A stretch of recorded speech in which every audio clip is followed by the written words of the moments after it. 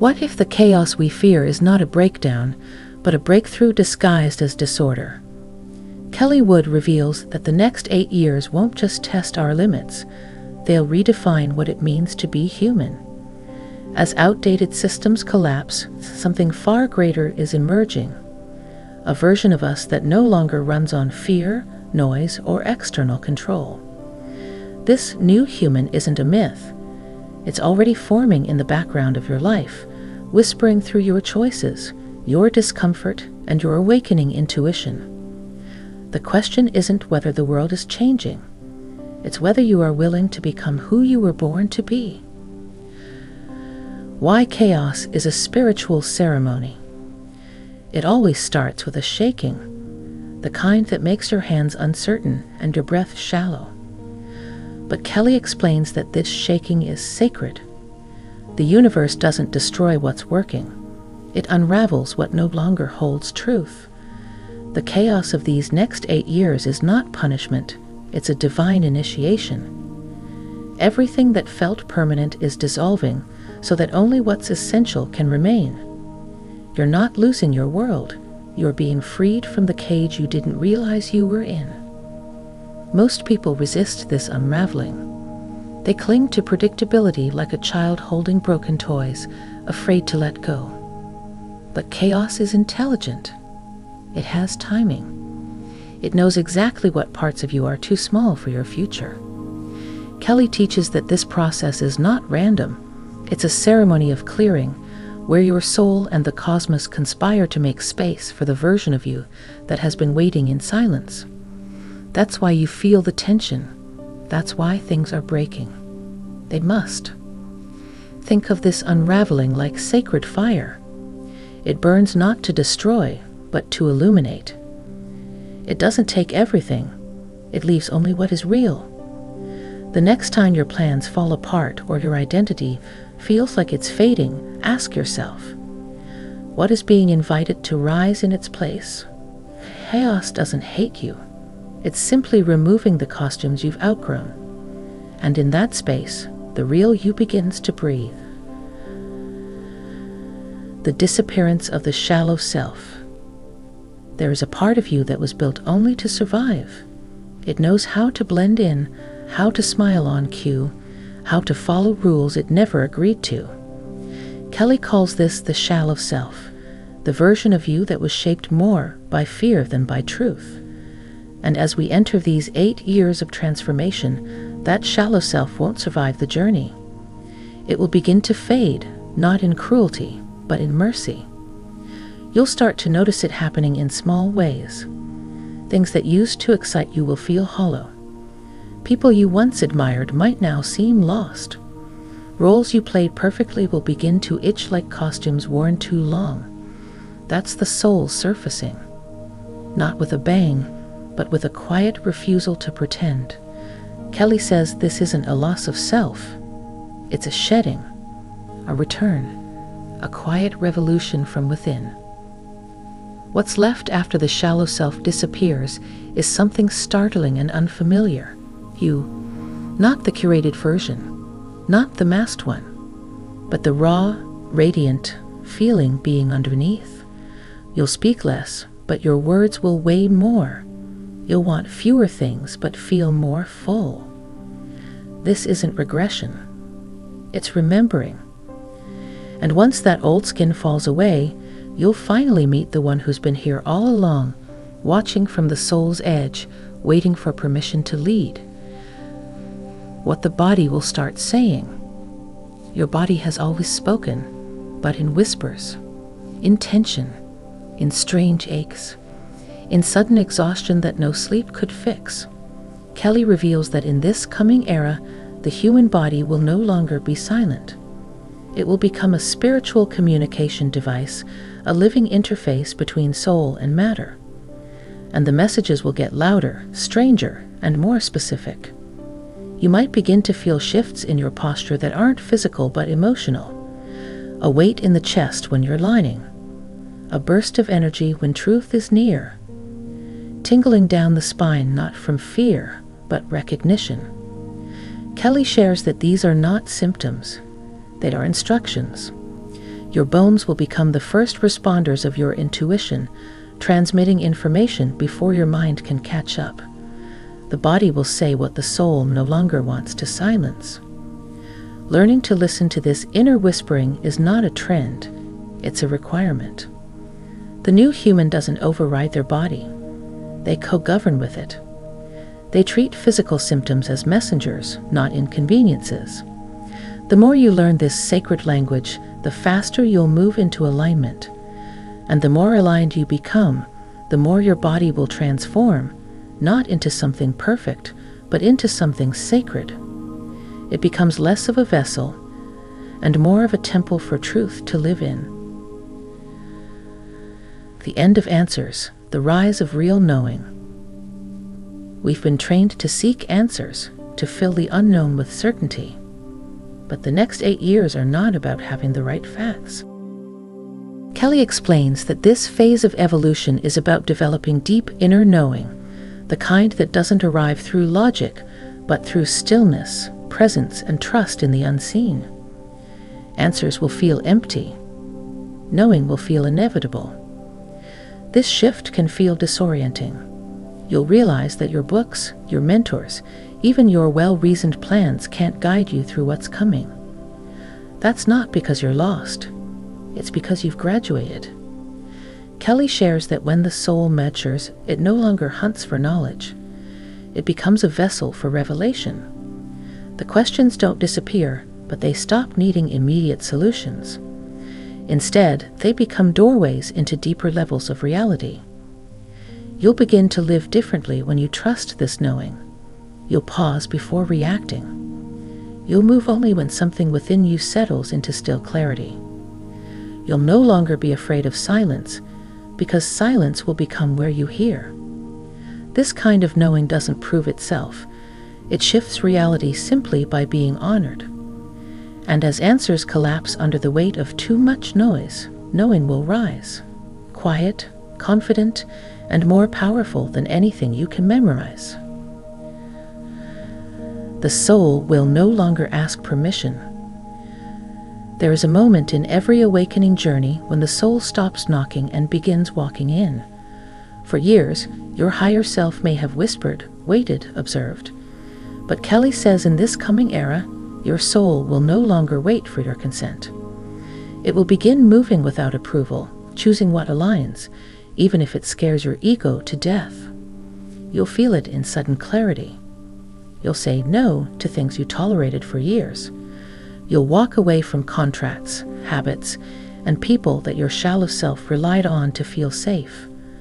This isn't rebellion, it's return. Kelly explains that the soul doesn't destroy your life, it reclaims it. And once it begins, nothing fake can stay for long. The new human no longer negotiates with fear before they act. They don't need validation to follow their inner fire. They understand that the soul has waited patiently, and now it's leading. This will be the quiet revolution of the next 8 years. Humans who no longer ask if it's okay to be whole. They will become whole anyway. Not with arrogance, but with divine audacity. And in that boldness, they will rebuild a world that never had to break. The quiet will become loud. We've been conditioned to equate power with volume, more words, bigger actions, louder opinions. But as we enter this era of transformation, Kelly reveals that the opposite is becoming true. Quiet will carry the most weight. Stillness will speak louder than speeches. A calm presence will shift more than 1,000 reactions. The world will become so loud that only the silent will be heard. You'll notice a change in yourself. You'll speak less, but feel more. You'll stop chasing conversations that lead nowhere and begin gravitating toward spaces that hold presence. People will sense something in you without understanding what it is.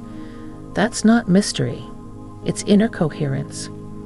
Kelly shares that this quiet isn't emptiness. It's concentration. It's the energy of someone who knows who they are and no longer needs to broadcast it. In this next phase, the new human becomes a quiet force. They don't react to chaos. They anchor clarity in the middle of it. They don't shout truth. They embody it. And because they're rooted in stillness, the world begins to shape itself around their frequency. Kelly teaches that silence will become sacred technology. A pause will say more than explanation. And in a world addicted to noise, the one who is calm becomes the true revolution. What was hidden beneath emotions will begin to speak. For most of our lives, we've been taught to manage emotions, control them, suppress them, or fix them. But emotions are not problems. They are messengers from the spirit, speaking a language the mind forgot. Kelly reveals that in the coming years, our emotional body will awaken as a primary source of guidance. The goal won't be to feel less. It will be to feel truer. You'll begin to notice new layers beneath the surface. Anger that used to feel irrational will point to buried truth. Sadness that once felt paralyzing will become a path to soul remembering. Even joy will feel deeper, less like a reaction, more like a frequency your soul chose to live inside. Kelly teaches that our emotions have never been mistakes. They've just been misunderstood transmission codes. The new human doesn't numb what they feel. They listen to it like sacred instruction. Emotions won't be the opposite of logic. They'll be higher logic, more intelligent, more complete. And as emotional intelligence deepens, our decisions will shift from reactive to resonant, from impulsive to inspired, because once you learn to listen to what lies beneath the feeling, you're no longer led by emotion. You're led by truth that knows how to feel. The collapse of outer teachers. For centuries, humanity has looked up toward gurus, leaders, systems, and guides for truth. But Kelly says the age of outer teaching is dissolving, not because wisdom has died, but because it's changing its address. It's moving inward. The next 8 years will see the fall of pedestal-based wisdom. The teacher will become decentralized. You will become the access point for everything you once thought lived outside of you. This doesn't mean teachers won't exist, but their role will shift. They will no longer offer ladders to climb. They will offer mirrors to reflect. You'll find yourself drawn less to advice and more to resonance. You'll ask not, do they have the answer? But does this awaken something I already know? And when it does, you'll follow that thread inward, not outward. The new human does not dismiss teachers, but they refuse dependency. They know the greatest truths arrive not through lecture, but through direct experience. You'll begin to trust your insights more than other people's instructions. You'll make mistakes, but they'll be your own. And in that, you'll gain something no external voice can give you: inner authority. The age of looking up is over. The age of looking in has begun. Sacred strangeness will be your new normal. You'll begin to notice strange things, moments of time bending, thoughts manifesting instantly, conversations that feel scripted by something beyond you. This isn't delusion, it's the emergence of sacred strangeness.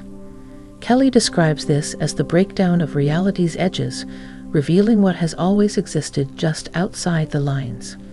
The veil is thinning, not just globally, but personally. Your perception is expanding. The experiences you once dismissed, intuitive hits, symbolic dreams, déjà vu, will now become reliable guidance. You'll move not from logic, but from energy. You'll walk into a room and know what's unsaid. You'll meet someone and remember them without knowing how. Kelly teaches that the new human isn't becoming weirder. They are becoming real. Because what we call strange is often just what we haven't been taught to name. Embracing this sacred strangeness means trusting your inner world, even when it makes no external sense. You'll become fluent in silence, sensitive to pattern, attuned to frequencies others can't hear. And in doing so, your life will begin to move with a rhythm that feels designed, not by your mind, but by a field of intelligence you now remember belongs to you. Strange? Yes, but deeply sacred, and it's just the beginning. Old roles will burn in sacred fire. You were never meant to stay the same, but for years you've played roles: child, partner, achiever, healer, even spiritual seeker. These masks helped you survive, but now they're starting to feel heavy, outdated. Kelly shares that the next phase of your awakening will involve a sacred fire, not destructive, but refining. This fire doesn't burn your essence, it burns your costumes. You might feel like you're losing your identity. That's normal. When a soul steps forward, it disorients the personality. The titles you clung to will begin to disintegrate. The expectations of others will fall away. You'll grieve the version of you that tried so hard to belong. But Kelly says this grief is sacred. It's the funeral of falsehood, and it makes space for something real to emerge. As the roles burn, the new human is revealed, not as a concept, but as a living truth. You'll no longer perform, you'll exist. You'll no longer strategize your worth, you'll simply radiate it. This transformation isn't comfortable, but it is liberating. Because once you rise from that sacred fire, you'll no longer need permission to be whole. You'll simply be the flame that lights the path for others. Time will feel like soft clay. In the years to come, your relationship with time will no longer feel linear. The clock will still tick, but something deep inside you will begin to reject its authority. Kelly explains that the new human doesn't move through time, they shape it. You'll begin to experience moments stretching, collapsing, and looping in ways your logical mind can't fully track. This is not confusion, it's evolution. Time is no longer a ruler, it's becoming a medium you're learning to mold. You might begin to feel days speeding up or slowing down, depending on your emotional frequency. Hours may pass in minutes during alignment, while minutes may feel eternal when you're resisting truth. These aren't glitches. They're indicators that you are beginning to experience time as energy, not math. Kelly teaches that this pliability is a marker of advanced consciousness. The more you live from presence, the more time responds to you instead of the other way around. This shift will change how you work, rest, create, and even age. You'll no longer push yourself against a deadline that doesn't match your internal rhythm. You'll stop sacrificing sacred moments for the illusion of being on time. Instead, you'll enter Kairos, soul timing, where everything unfolds in a rhythm that's cosmic, not scheduled. This isn't laziness, it's precision, and it's how the new human begins to walk through life without being chased by time. As this unfolds, you'll develop a new respect for stillness, for timeless presence. You'll find that the most important moments in your life happen outside the grid of planning, when your soul takes over the clock and says, now. And in that now, miracles become natural, growth accelerates, and life stops feeling like a race and starts feeling like art. You'll learn to hear what can't be spoken. In the coming shift, you'll find yourself understanding things that no one has said. Words will become unnecessary in certain moments because communication will begin to happen in a field beyond language. Kelly calls this the rise of vibrational listening, the ability to sense truth, feel intention, and absorb meaning not through speech, but through presence. This is not imagination, it's evolution. You're not just hearing anymore, you're reading frequency. You'll begin to feel the emotional and energetic texture of a room the moment you enter. You'll sense what someone isn't saying more clearly than what they are. This kind of listening comes with deep inner stillness, which is why the noisy mind will struggle here. Kelly shares that as you quiet down, your sensitivity increases. And that sensitivity becomes a super skill, allowing you to engage with life on levels most can't even perceive. This shift will change how you relate to others. You'll no longer feel the need to fill silence. You'll become more interested in what's behind the words than the words themselves. Relationships will become richer, quieter, more sacred. And when you do speak, your words will carry greater resonance because they will rise from a place of energetic clarity. You won't speak to be heard, you'll speak to transmit truth. This is how the new human moves through the world, not just as a communicator, but as a receiver of the unspoken. It's not about reading minds. It's about reading meaning without mental filters. And when this ability becomes active in you, every interaction becomes a spiritual conversation, even when no sound is made. People will feel like mirrors, not characters. The next 8 years will strip away the illusion that people are merely personalities moving through your story. Kelly teaches that every person you encounter is a mirror, reflecting back a part of your consciousness, sometimes comforting, sometimes confronting, but always precise. The new human won't see others as random characters. They'll recognize each soul as a symbolic reflection, appearing at exactly the right moment to reveal something within. At first, this might feel uncomfortable. The people who frustrate you the most may actually be showing you unintegrated aspects of yourself. Those you admire deeply may be awakening parts you've forgotten to claim. Kelly shares that judgment will begin to fade, not because you've become indifferent, but because you've learned to look deeper.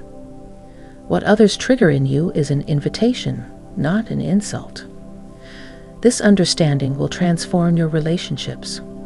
Conversations won't just be exchanges, they'll be awakenings. Arguments will reveal your limits. Attraction will reveal your longing. Even strangers will begin to feel significant. This isn't fantasy, it's recognition. The new human knows how to look beyond personality and see the lesson, the echo, the alignment. Relationships become less about roles and more about revelations. Once you realize this, you stop taking things personally, and you start taking them spiritually. Every eye you meet becomes a portal. Every interaction becomes a mirror, and the world no longer feels like a theater of chaos. It becomes a sacred hall of reflection where you meet yourself again and again, until you no longer forget who you truly are. You'll crave depth like you craved air. Shallow conversations will exhaust you. Small talk will feel like sandpaper on your soul. The surface of things will no longer satisfy. Kelly says this is one of the clearest signs that the new human is rising. A craving for depth so strong, it feels physical. You won't be able to tolerate anything fake, not in people, not in entertainment, not in your own thoughts. Only truth will breathe for you. This change won't come from effort. It will come from exposure. Once you've tasted deep presence, meaningful conversation, or authentic silence, you'll realize how much you've been starving. You'll feel the hollowness of things you used to enjoy. And while others may still feed on distractions, you'll begin seeking only what nourishes your soul. Kelly explains that this shift is not elitism. It's alignment. Your soul is becoming louder than your habits. You'll gravitate toward books that stir something ancient inside. Music that doesn't just sound good, but feels like memory. People who ask questions that lead to revelation, not gossip. And you'll notice something else too. When you live from depth, your joy deepens. Your sorrow deepens. Everything becomes more alive, more honest. Because now, you're no longer swimming in the shallow end of life. You've dived into the sacred waters where transformation truly happens. This craving for depth isn't a trend. It's a new oxygen. And as you honor it, you'll find yourself in the company of others who have made the same descent. You'll recognize them by the silence in their presence, and the infinite galaxies behind their eyes. The spirit of place will start speaking again. There are places on earth that seem to hum with memory: forests, mountains, ruins, even quiet corners of a city. The ancients knew these places held consciousness. And in the next 8 years, Kelly says that ability to feel the spirit of place will return. The new human won't just walk through space. They'll interact with it, receive from it, and be guided by it. You may begin to feel drawn to certain places without knowing why. A town, a tree, a street corner might feel strangely alive. That's not your imagination. It's your sensory field picking up the resonant imprint of memory. Every place on earth holds energetic residue of joy, pain, ritual, and transformation. As your awareness sharpens, you'll begin to recognize these energies and even hear their silent messages. This sensitivity will shift how you travel, how you choose your home, even how you decorate your room. It's not about style, it's about vibrational conversation. Kelly explains that the new human arranges space the way musicians tune instruments, not for aesthetics, but for harmony. Your bed becomes a sanctuary. Your kitchen becomes a healing center. Every environment becomes an extension of your inner frequency. You'll walk through endings like openings. In the old world, endings were met with fear. We mourned what left, resisted what crumbled, and tried to hold on to structures that had already expired. But as the new human emerges, that relationship with endings will evolve. Kelly teaches that in this new era, endings are no longer exits. They are initiations. You'll begin to walk through them not with dread, but with deep spiritual trust. This doesn't mean the grief will disappear. It means the grief will be understood. Loss will no longer be viewed as punishment. It will be recognized as graduation. Whether it's a job, a friendship, a belief system, or even a version of yourself, when something falls away, it will feel like the closing of a sacred door that must lock before the next one opens. And deep within, you'll hear a quiet voice whisper, "You're ready." Kelly describes this shift as moving from reaction to reverence. Instead of panicking, you'll pause. You'll listen.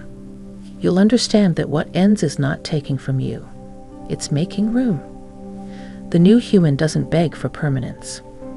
They honor impermanence as the natural rhythm of a soul expanding beyond its current shell.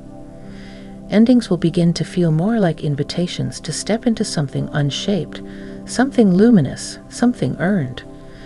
And when you finally realize that every ending is a corridor dressed in shadow, you'll stop clinging to what's leaving and start preparing for who you'll become once it's gone. The soul knows how to walk through endings, and in the years ahead, it will show you how to do so not with fear, but with open eyes and open hands. You'll become unavailable to manipulation. The world is full of subtle manipulations, marketing that preys on insecurity, relationships that trade love for control, systems that reward obedience over authenticity. But the new human is becoming energetically immune to all of it. Kelly shares that this immunity doesn't come from defense or resistance. It comes from clarity, from a frequency so rooted in truth that manipulation simply can't enter the field. This transformation happens quietly. One day, something that used to sway you will lose its power. Guilt won't work anymore. Pressure will feel irrelevant. Fear-based persuasion will sound like noise, not because you've hardened, but because you've refined. Kelly teaches that as your self-worth becomes internalized, external hooks no longer have anything to latch onto. You're no longer reacting, you're choosing. This doesn't mean you'll never feel influenced. It means you'll always know when you are. Your intuition will light up. Your body will signal discomfort. Your inner compass will speak louder than any external promise. And when manipulation shows up wearing the mask of love or wisdom, you'll smile. not with arrogance, but with knowing. Because once you see the trick, you can't be tricked again.